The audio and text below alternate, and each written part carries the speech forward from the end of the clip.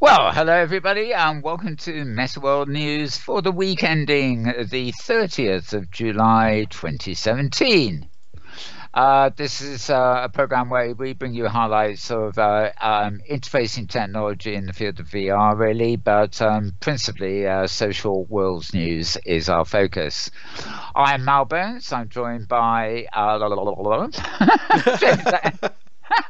How do you spell that? Oh, yes, exactly. You've got a new name. Yeah, that's right. Mr. James out loud. All Very right. good. I'll take it. Uh, yes, thank you. And as I said, I'm Mal Burns. You can follow me on Twitter at twitter.com/MalBurns, or one word, MALBURNS.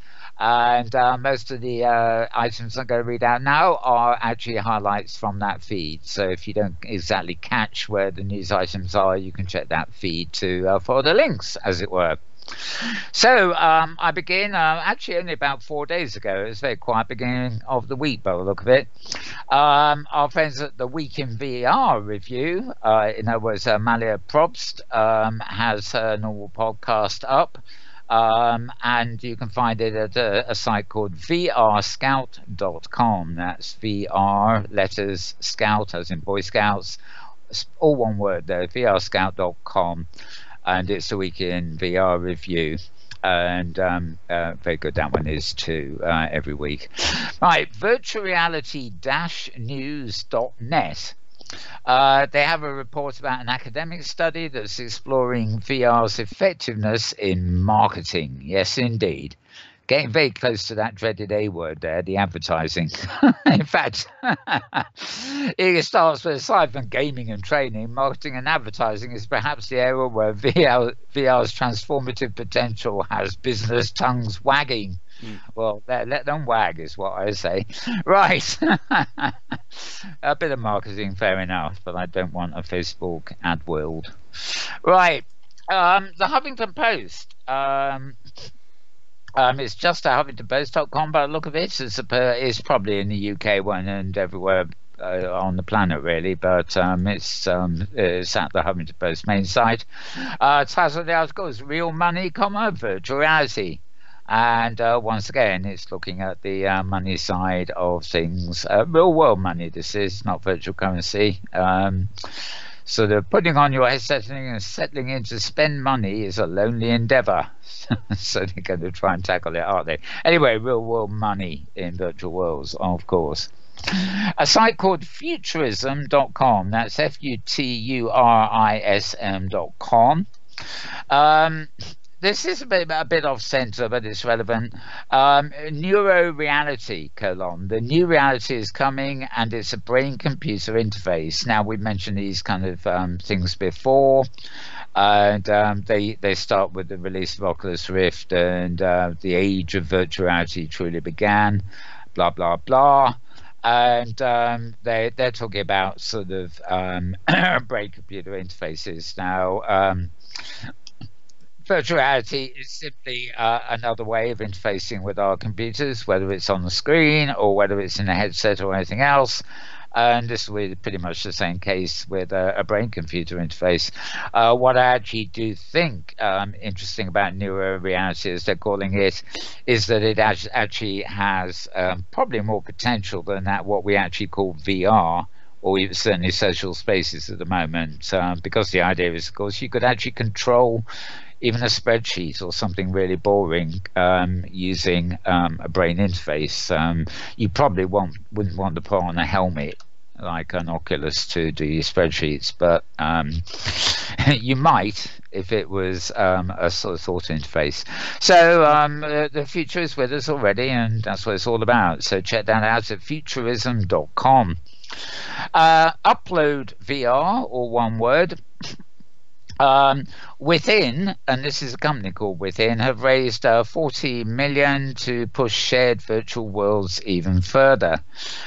Within, if you remember, was one of these companies that I think they actually have an app on the iPad or Android which was designed with experiences using cardboard and all the way up to other stuff. And anyway, they've raised some more money because they want to push. Yes, you know it, the shared virtual worlds experience, which of course is what social worlds are all about, although one wonders how much they're extending the definition.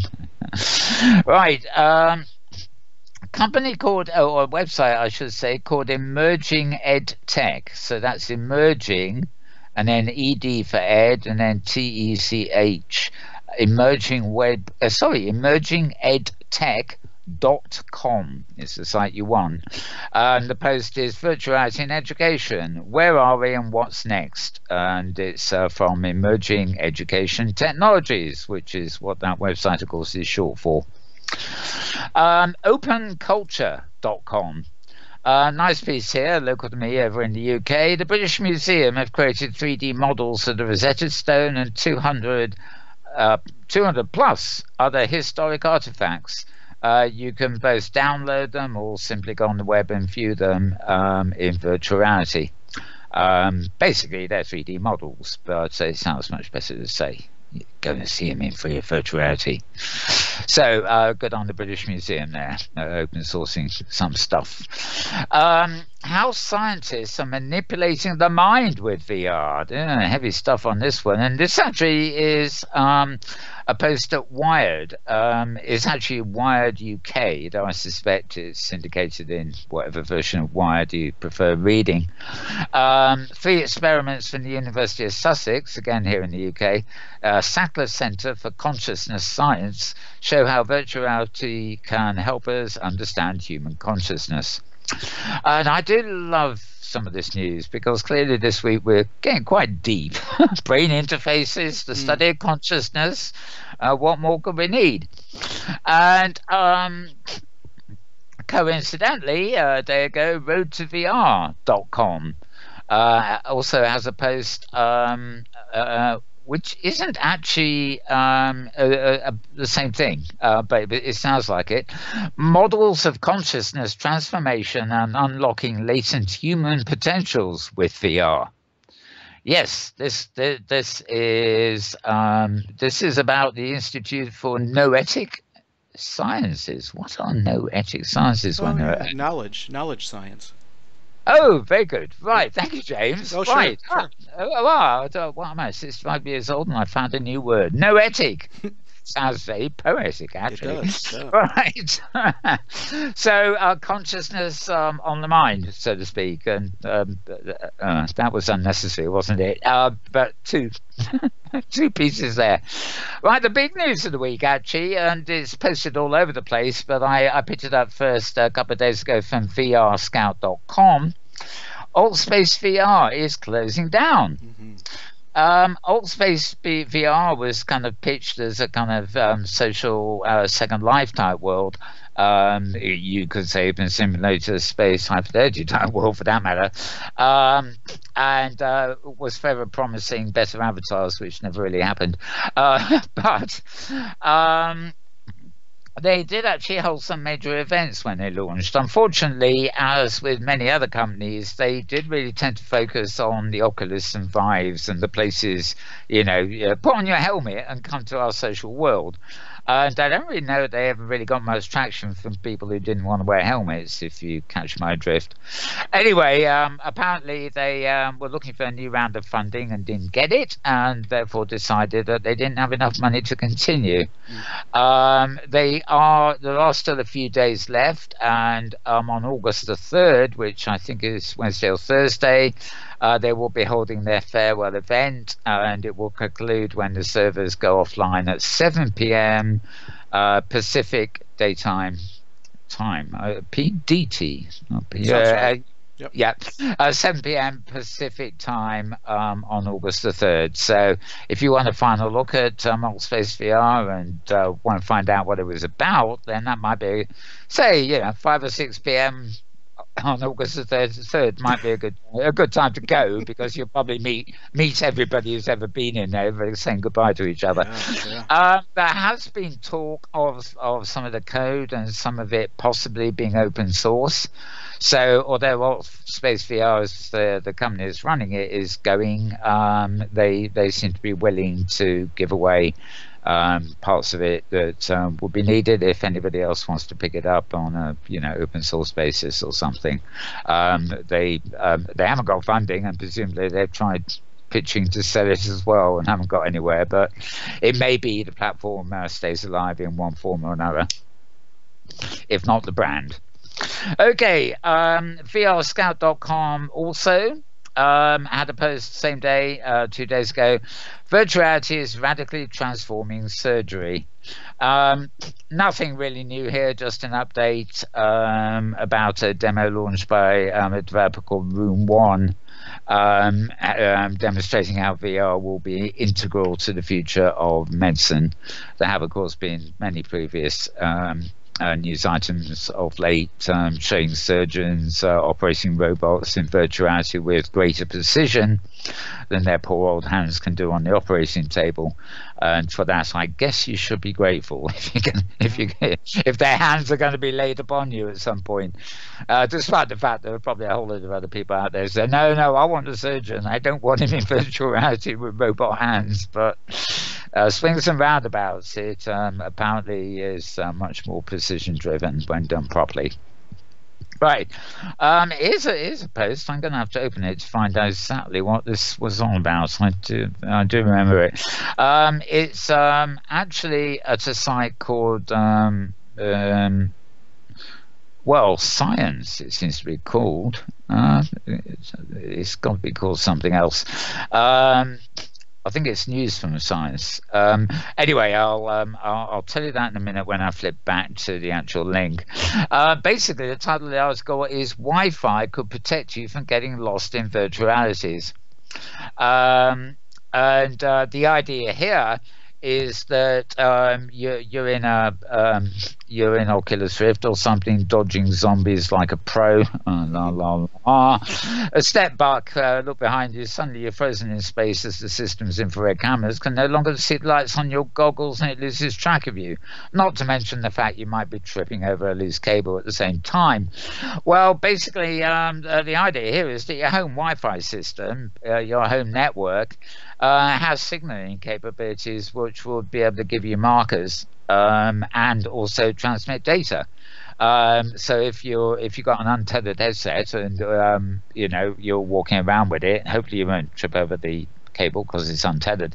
But you might still bump into things. But if you have a kind of a mental map of your real world environment and where the hi-fi spots are, then those hi-fi spots can not only transmit information to you when you're out of range of the infrared cameras, but they can also help you identify obstacles that you might be about to have an accident with, so to speak, in the real world where you poor soul can't see them. anyway, the post for that is at sciencemag.org. So it is called Science, but the website is called sciencemag, or one word, .org. Flipping back a bit more, and flipping back a bit more is something I can't do because that brings me up to date with that section of the news. So I'm now going to flip over to another Twitter account we have, which is twitter.com/Metaworld News, same name as this show. Similar items there. Alt space closing down, etc. A couple of other items there. The viewer for virtual worlds called Alchemy, which I used quite a lot, even though I'm using Firestorm again at the moment, has reached its new official release. There have been some incremental upgrades, but this is the official public release. Is 5.0.6.41161 for those interested in memorizing such stuff. It incorporates all the updates found in the beta update version. No, you don't want to know. Right. Anyway, I am very fond of Alchemy. It was a very good viewer. I found it was getting some glitches on in some instances. So although I haven't done it yet, I will no doubt be downloading that release and testing it out to see if it's still going to be my preferred viewer with its updates. Very good news there. There was some discussion, in fact, the AMA this week about the Kokua viewer and its progress, but nothing new on that front, sadly, as yet. Video on this feed actually called Intro Extended 4. It's a sort of Grid OpenSim Life. It's an intro to Grid OpenSim Life. Was good to see a video. And a solitary post from our friends at Hypergrid Business. This is David Karuki reporting Grid within Grid is a great option for future grid owners. It's talking about hosting and in-world economies payments and providers like DigiWorld, Dreamland, Metaverse, lots to set it up. And they actually particularly look at Kitely. Many communities have enclaves on Kitely, and even though Kitely calls them worlds. And I think the gist of this article really is the idea that DigiWorlds in particular, for example, hosts a lot of other grids, but you don't think necessarily. Well, they are separate grids, but they're part of DigiWorlds. DigiWorlds also host grids that are totally independent as a hosting provider, but the idea is to instead of renting a region on an OpenSim grid, you could actually set up a grid of your own within somebody else's commercial grid, so to speak, with payment options and everything in place. Personally, I'm moving much towards the idea of, if you want to go to do that, why not just make your own offline grid and Hypergrid enable it, or attach it to another grid like OS Grid, and that way you've got a sort of private grid and you can go hyper jumping from there. To places you got on public grids as well. I don't know, it's all a bit different ways of approaching it. Certainly the metaphor of having a private grid of your own and then jumping out of it to go places is something that Philip Rosedale's venture High Fidelity is a sort of metaphor they play with quite a lot. And it's probably a very good metaphor for advancing more variety in OpenSim. But enough on that. The blog at blog.kokuaviewer.org, KOKUA viewer, all one word, .org. Nikki Berrien posted on July 25th, basically a copy of something he sent to the mailing list about the path forward at Kokua. And it's actually a very personal blog, because he says that come October the 1st he'll be turning 75 years old in real life. That's not his rest day. He clearly wants to start taking a back seat, if not resigning a seat altogether. So but he's not just abandoning Kokua, he's looking for collaborators, I guess, and reporting on where it's going so far. DanielVoyager.wordpress.com had a post 3 days ago, very pertinent to us, because OS Grid, as opposed to OpenSim, is celebrating its own 10th birthday this weekend. It's been going on really since Friday night. And I was hoping to get somebody to come on our Inworld review show, but OS Grid is notorious for having people who don't do voice, which isn't very helpful for TV. But great celebrations going on there. So if you want to check out OS Grid, their 10th birthday is going on. And of course, on Inworld review last week, we were talking to Manny Milan about the 10 years of OpenSim itself. And of course, OS Grid really is only, you think of it as a developer's grid. Really, it was only a few months later that OS Grid actually launched itself. OpenSim itself was not yet 1 year old when that grid popped up, as grids do when they're not jumping up and down, as in yo yo yo yo yo yo yo. Right. Okay, but believe it or not, James, that's it. So, any news on developers this week? Yeah, absolutely. There was another great meeting last Tuesday, and just as a disclaimer, I'm not a developer. I'm just a fan, and I like watching what developers are doing. And this was a well-attended meeting, a lot of people there, and some interesting topics of discussion. The notes, the meeting is all conducted in text chat, and the transcript is available at opensimulator.org in the developers area of the website. So one of when I arrived on Tuesday, there was a discussion about implementing murmur and mumble voice for Open Simulator, and there's quite an interesting discussion about in the past there were opportunities to fund, or people were asking for funding to make that happen, and so I think we've talked about it a couple times here about some of the limitations of Vivox. And we had another person on the show who was talking about, looking at another voice solution, developing something. But it'd be great to see someone pick that up and do something that fits with open source coding philosophy. I believe. Yeah. It may even have been a great Canada grid here. I have actually come across several grids a while back, and probably said last time, who actually do use Mumble for voice. Because apparently, if you arrive on a grid using Mumble, it just triggers just like Vvox. It's not like one or the other. Okay.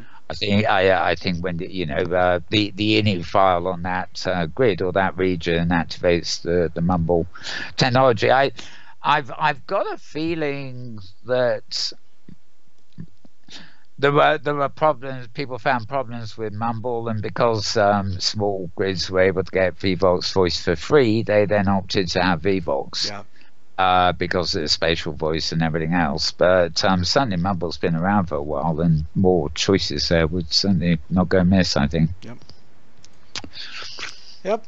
So let's see, another topic that was someone brought up the idea that Open Simulator code is still what was the phrase, chasing the functions that the viewers promise or provide, and was suggesting that maybe at some point Open Simulator will be at a point where it can kind of start suggesting new ideas for the viewer. Again, it highlights the fact that the code is so integrally related to the viewers and what the viewers can do. Sure. And then there was a comment later that someone said Hippo was our viewer. What happened to Hippo?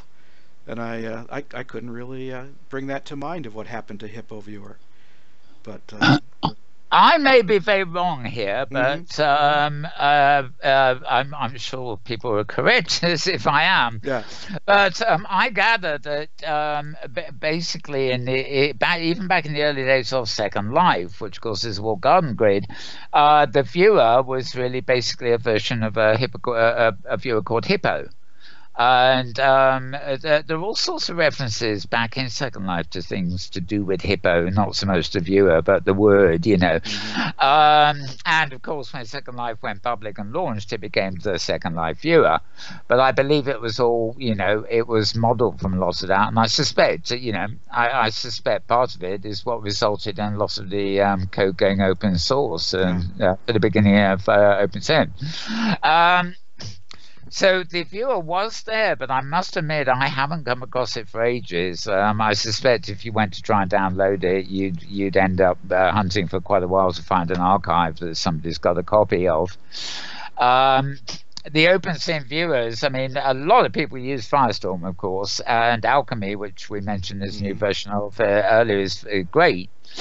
But probably closer to the heart of is Singularity's viewer, despite its old-fashioned look, and indeed Krista Lopez's on-look viewer, which is derived from Singularity. Another one that people are very fond of and people still have around is one called Imprudence. Mm-hmm. Imprudence had the ability, instead of just exporting Galada files and things, you could export these XML files and re-import them later. and none of the other viewers, I think, actually directly support that in the way that Impotence did. So a lot of people hang on to Impotence, so that, they can load it if they need to import XML Oh, files sure. Right. into the world. However, Impotence effectively is now Kokua, which we mentioned earlier. There is a post on blog. In fact, I think it's at the blog. I think Kakua's blog is still called Blog Impotence. I'd have to check back for that. It's the one I gave out earlier, by the way. I haven't got it in front of me anymore. But it's they actually have a fairly modern looking interface, a bit like Firestorm and Alchemy. The button bars and stuff like that instead of the old blue, clunky style of traditional viewers. So swings and roundabouts. But Kakua is another one that is is built for OpenSim. One of the reasons they need help and all that is, unlike something like Firestorm, which has volunteer developers, but 95% of them is Second Life, and they develop it as a Second Life viewer. And a lot of that stuff is just totally irrelevant on OpenSim. It's not needed in the viewer, and there are things that could be useful in the viewer that aren't in the viewers yet because they are particular to OpenSim. So it swings and roundabouts really. For general use, you could use the newer viewers that's Second Life style, or if you're just concerned with OpenSim, you could use Singularity Outlook or indeed Kakua. And there's swings and roundabouts, really, for both. But I think their best bet in terms of the devs is possibly to offer some help, if they can do it, to say Kokua, that is actively looking for support and is building something that is dedicated to OpenSim and not Linden Labs and other products. And maybe whoever was talking about this, that is where they should put the outreach. Yeah. Yep. Well, it comes to mind that I often hear, we could make this change in the code if only the viewers would do this, or if only the viewers would do that. So it's a continuing issue, I think, the code and the viewer relationship. It is. They're two halves, really, of the same coin. Right. The only problem is, different platforms have different tails, even though they all have the same head. It's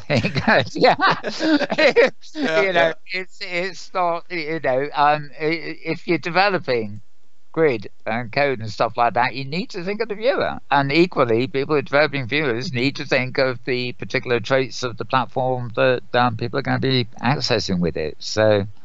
You can't have one without the other, to be honest. There'd be no OpenSim if there wasn't a viewer to see it with, and and vice versa. Yeah, so true. And then just a little brief, a little bit more. There was a discussion about Open Simulator capabilities, and I'd never really looked at Open Simulator from that, but there's a page on opensimulator.org that talks specifically about the capabilities. And interestingly, Open Simulator supports 42 of 75 Second Life capabilities, and I just had never had that kind of numerical comparison of the two platforms, and I thought that was very interesting. There was discussion about that actually is particularly interesting, because 42 out of, what was it, 75? 75, yeah. That is barely over half. And which actually to me suggests that there isn't nearly as much commonality there as you might think. Yeah. Yep. There's sort of genetic makeup behind both, but they obviously vary considerably if that's all the commonalities there are. Yeah. Anyway, sorry, interrupting again. No, that's quite all right, and it kind of makes me wonder. Well, how many of those 75 Second Life capabilities are really essential? Has Second Life kind of gotten like Microsoft Word and does so many things that really aren't central to the simulator experience? But that's just, speculation. Well, it has specific things of its own, of course, that have come in, particularly the Havoc business. Which you can't use a Second Life viewer in OpenSim if it relies on Havoc, because OpenSim doesn't have Havoc, can't afford it, you know. Oh yeah. Yes, if you actually write off the recent Linden capabilities, bendos and all that stuff, then of the 75 you might be down to 60, and then now you've got your 48 out of 60. There's even less commonality. So yeah, different strands, I'm afraid. Yep. Let's see. Again, there was some discussion about estates and land pass, purchasing access to parcels, something like that. Some of the grid owners would really like to see developed. And there was also a little bit of discussion in the notes about changing that module could have an impact on some of the commerce modules that have been built. And so it was an interesting discussion about how these things should be negotiated, and how who do we check with before we make a change, and that type of thing. So that was a interesting discussion in the notes. That actually is. It was a good meeting, Mal. No, but that's interesting, because even though they're talking about commercial grids and stuff, it does imply that the devs are actually listening to users. Yeah. And trying to address some things that are coming in from them, because they, to be fair, they get a bit of criticism for sort of pursuing their own path and not necessarily providing what users want. So obviously they are thinking of the users, at least the grids there. Yeah, definitely. It's interesting, because we're talking about social worlds as kind of our blanket category for all of this, and the developer process and the user process is a very social thing. Communication, agreement, disagreement. So yeah, it's fun to watch, and drama too. Yeah, can't do without a drama, can they? Yep. So those are kind of the highlights. There were someone brought up some console commands that might be useful for grid owners, and then actually a little bit of discussion about the calendar and the events module in Open Simulator for sending reminders and things like that. So lots of things going on. Yeah, I must say I rely on Shaughnessy or whatever it is, OpenSim event scanner on Google. It pops up on the same Windows system notifications that my virtuals are on, and it's useful, but it tends to be mostly, it gets very active when I'm going to bed. So much for time zones. It's not as comprehensive as I'd like. And a system that gave notifications Inworld, regardless of whatever grid you're on, would be very useful indeed. Well, yeah. Okay, well, thanks for all that. Yeah. Now, there won't be an Inworld review today. We really don't have any guests to do a chat show, so no hurry with this. Right, let's have a 3-hour news. No, never mind. It could be done. It could be done. Yeah, a little bit of housekeeping anyway, though, because on the Inworld review last week was actually rather fascinating, unpredictably so. Our guest was Melanie Milland, who, of course, is one of the core developers of OpenSim, and also had her own grid with its own code called Avination. And one of the big things happening with OpenSim's code base is the merge of the Avination code with the traditional OpenSim code.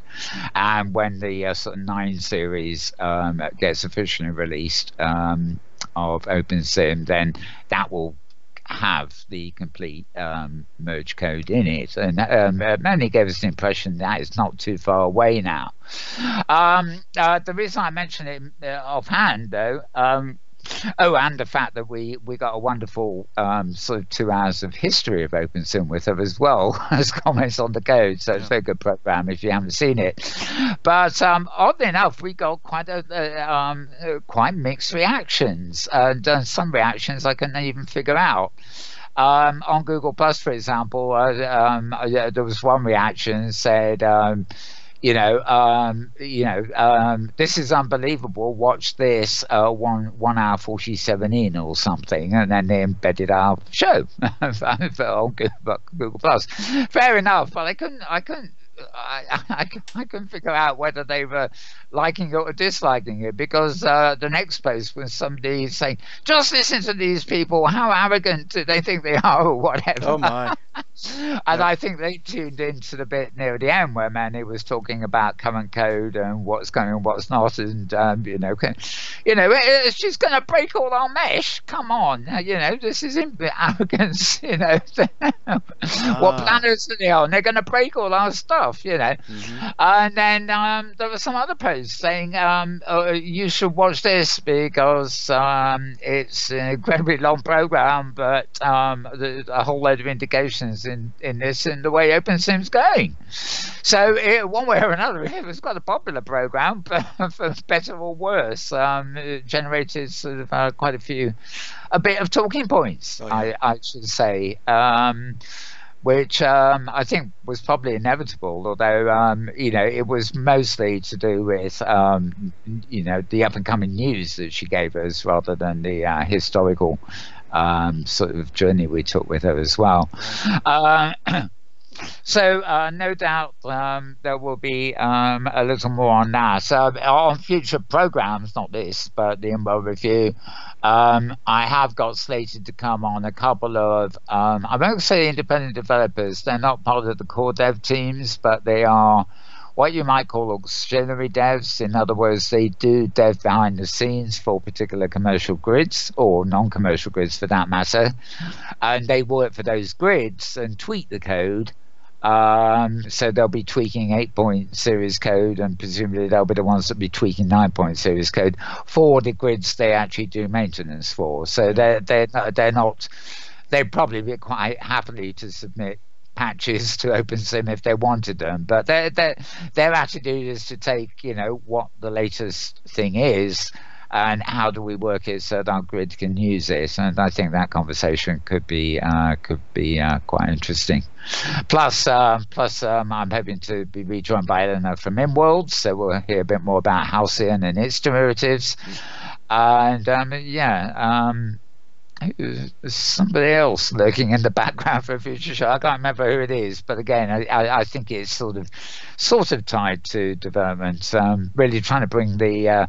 What I'm hoping is that over the course of shows, we can bring you the vanilla core developers, we can bring you the other developers, but we can maybe get a sort of side view of development from outside the mainstream developers, from by engineers, people who are maintaining actual grids, who obviously have to know about the code to do it. Absolutely. And Yeah.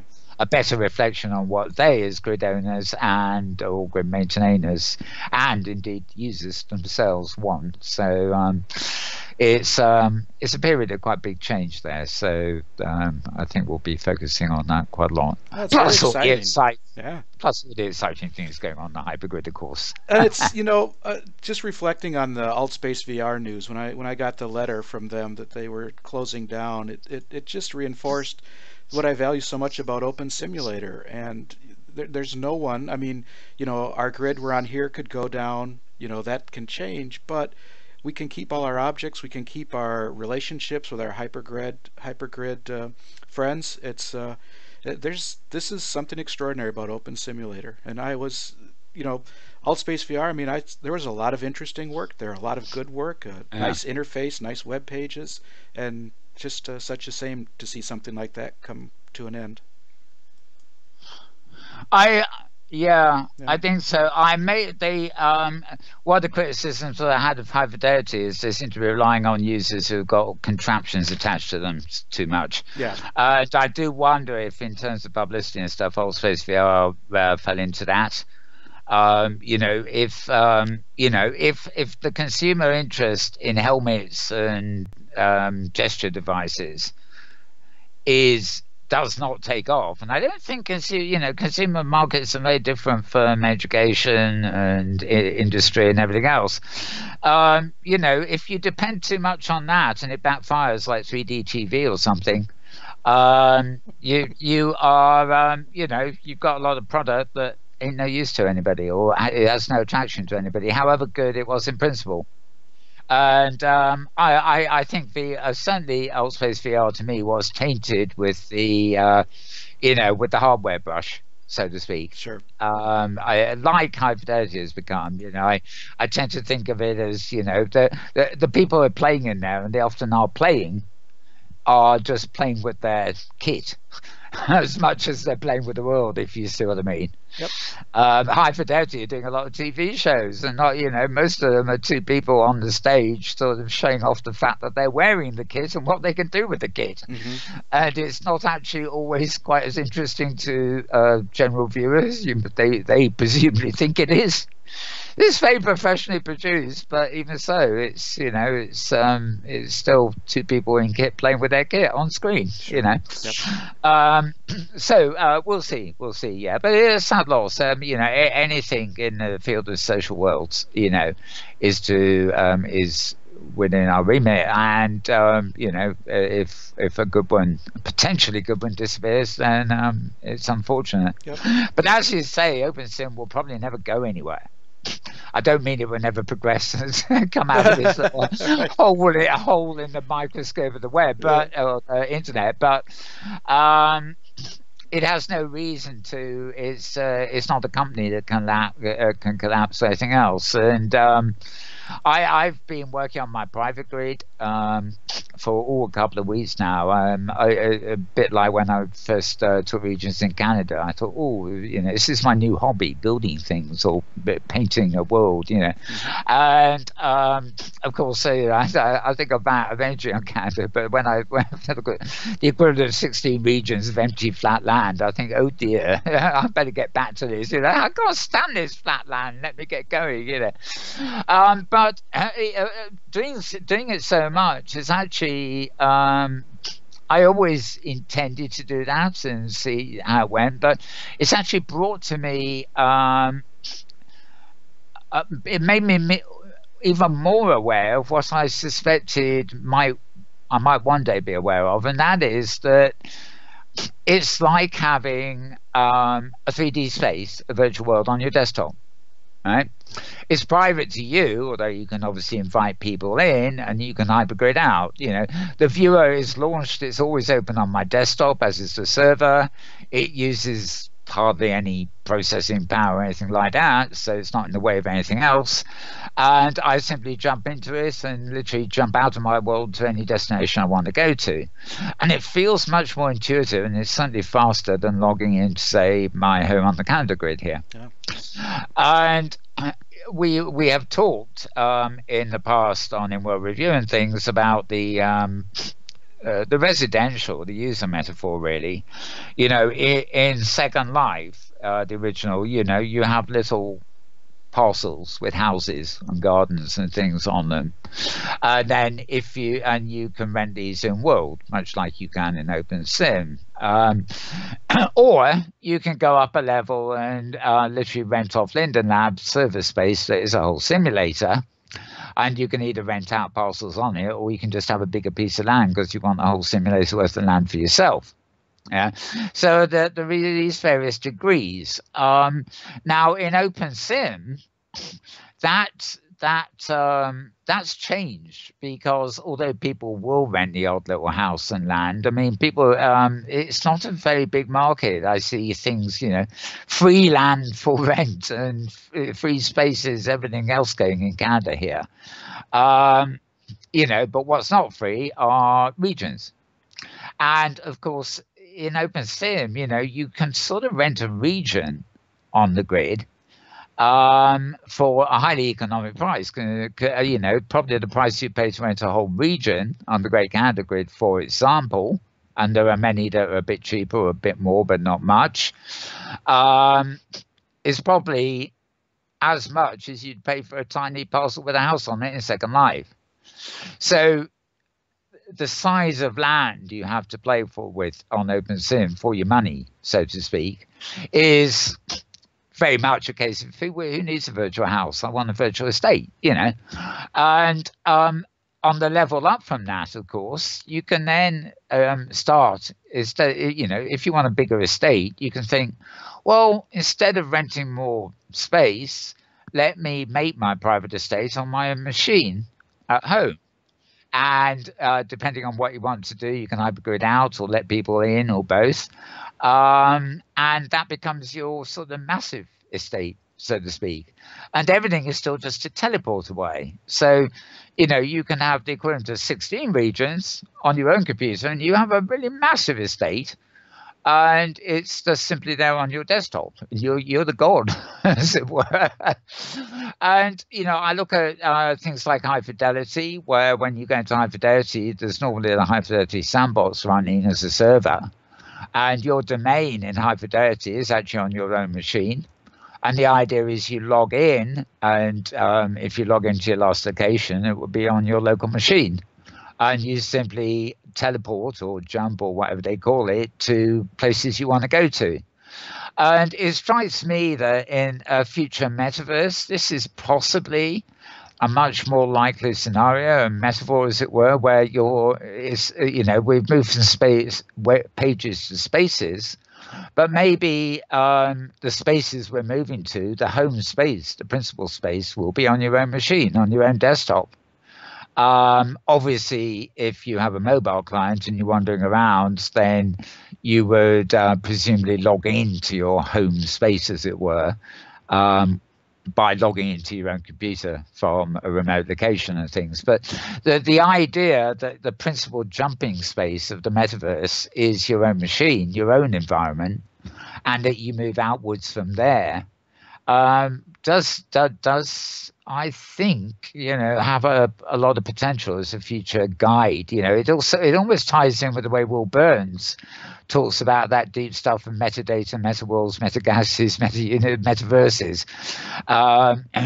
as a construct rather than any tangible grid or platform we know.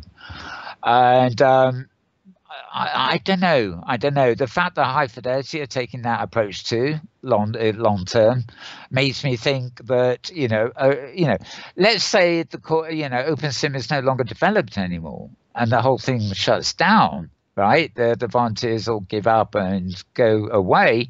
The code up to that time it stops happening is always still going to be there, so you can still always run that basics, and somebody is always bound to pop up and start meddling with it and improving it.